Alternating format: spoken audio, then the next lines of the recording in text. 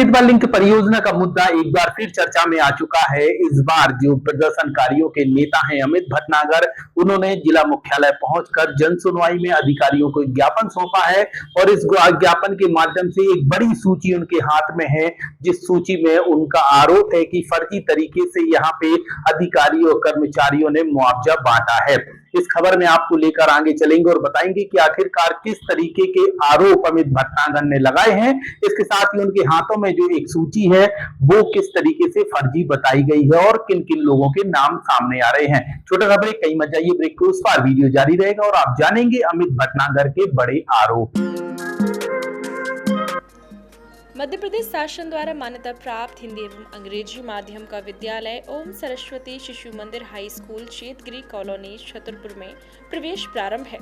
इसमें अनुभवी शिक्षक शिक्षिकाओं द्वारा अध्ययन अध्यापन, बोर्ड परीक्षाओं के 100% परिणाम, सर्व सुविधा युक्त अध्यापन कक्ष, प्रत्येक माह मासिक टेस्ट एवं अभिभावक संपर्क व्यवस्था, एजुकेशन सिटी द्वारा बच्चों का सर्वांगीण विकास, सुसज्जित पुस्तकालय एवं प्रयोगशाला परिसर एवं शैक्षणिक कार्य का सीसीटीवी कैमरों द्वारा अवलोकन, शहर के हर स्थान से वाहन की व्यवस्था उपलब्ध है। तो देर किस बात की, आपके सपने हमारा लक्ष्य।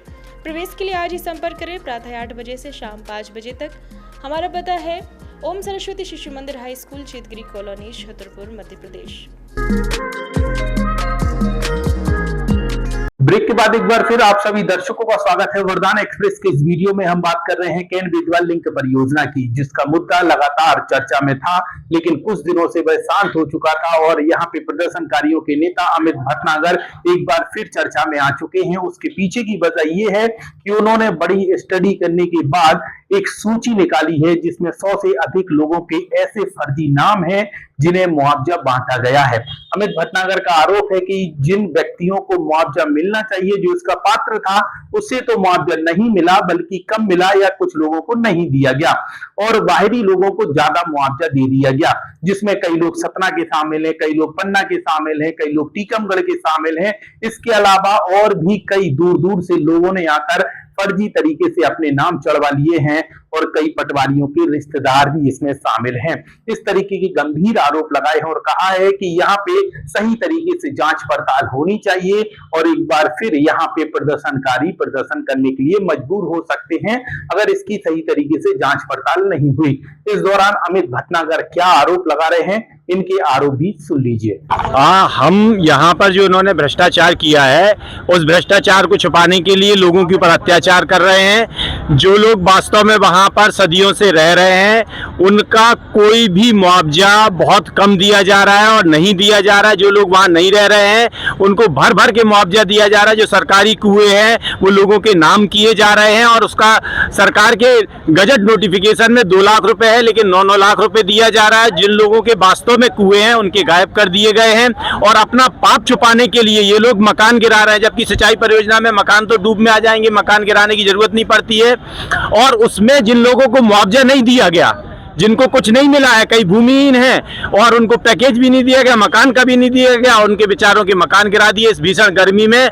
वो सब लोग दर दर मारे फिर रहे हैं। 50,000 लोगों का जीवन इन अधिकारियों ने, कर्मचारियों ने अपने भ्रष्टाचार के लिए बर्बाद कर दिया। अधिकारियों के आलीशान होटल बन गए, अधिकारियों ने बेशकीमती जमीन खरीद ली है और यहाँ का जो वास्तव में जिनका जिंदगी और जिनका घर संसार उजड़ा है, वो लोग आज दर दर भटक रहे हैं। आपके हाथ में सूची है, उसमें कितने नाम होंगे? इसमें 100 से ज्यादा नाम है जो फर्जी हैं, जो मेरे पास प्रमाण है। इससे और ज्यादा भी नाम होंगे, क्योंकि मैं जरूरी नहीं है कि सबको जानता हूं। 100 लोगों के तो मैं यहाँ प्रमाण सहित रख रहा हूं कि ये फर्जी हैं।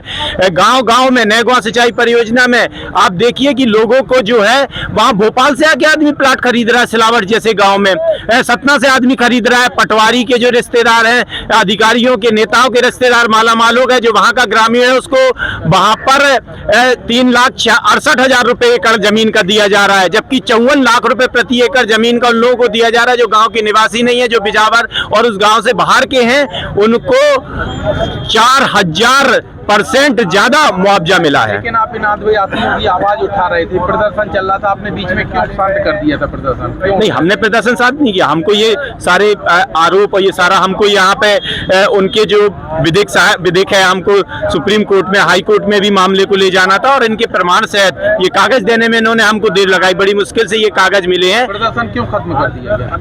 प्रदर्शन तो इन लोगों ने झूठ बोला, हमको झूठे वादे किए कि आपको ये चीज करके देंगे, वो करके देंगे, 15 दिन में ये देंगे, सारी चीजें देंगे, फिर हमारे ऊपर झूठे केस लगा दिए, हमको जेल भेज दिया और केसों की बौछार कर दी हमारे ऊपर। अब आगे क्या रणनीति बनाई है? कुछ नहीं, इनके अत्याचार के खिलाफ लड़ेंगे और प्रमाणिक तरीके से लड़ेंगे, कोर्ट में भी जाएंगे, सड़क में भी जाएंगे, संसद में भी ये मामला उठाए जाएंगे।